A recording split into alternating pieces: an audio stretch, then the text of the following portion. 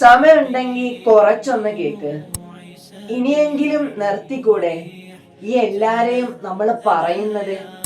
കാരണം ഈ പറയുന്നതെല്ലാം നമ്മൾ വിചാരിക്കും നമ്മൾക്ക് എതിരെ ഉള്ള ആള് ഇതൊന്നും കേൾക്കുന്നില്ല എന്ന്.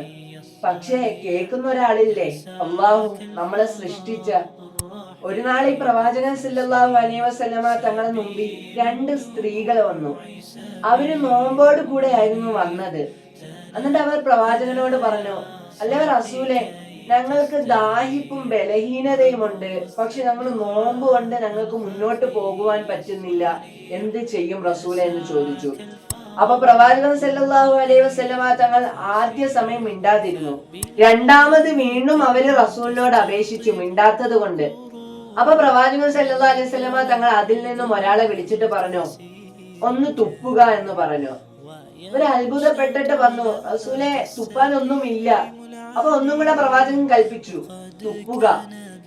അപ്പം അവര് തുപ്പിയപ്പോൾ ഒരു കഷ്ണ മാംസം, രക്തം കലർന്ന ഒരു കഷ്ണ മാംസം വന്ന് വീണു. വീണ്ടും അടുത്ത ആളെ വിളിച്ച് അതേ കണക്ക് തുപ്പിച്ചു. അതേ കണക്ക് സെയിം ആയിട്ട് രണ്ടുപേർക്കും ഒരേ കണക്ക് വന്നു.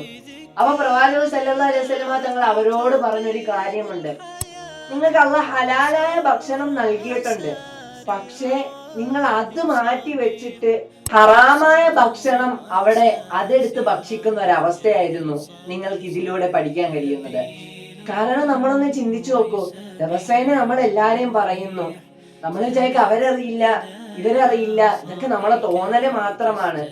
അള്ളാഹു സുബ്ഹാനഹു വ തആല നാളെ ആഖിറത്തിൽ ചെല്ലുമ്പം അള്ളാഹു ഒരു ഉത്തരവാദിത്വം ഏറ്റെടുക്കത്തില്ല. അള്ളാഹു പറയും, നീ അന്ന് ദുനിയാവിൽ വെച്ച് കാണുന്ന ആൾക്കാരെയൊക്കെ പറഞ്ഞില്ലേ, ആ പറഞ്ഞ ആൾക്കാരോട് പോയി ചോദിക്കാൻ പറയും. അള്ളാഹു അതിലൊരു ഉത്തരവാദിത്വം ഏറ്റെടുക്കത്തില്ല. അങ്ങനെയുള്ള ഒരു കൂട്ടരിൽ നമ്മൾ ഉൾപ്പെടാതെ അള്ളാഹു നമ്മളെ കാത്തു രക്ഷിക്കുമാറാകട്ടെ.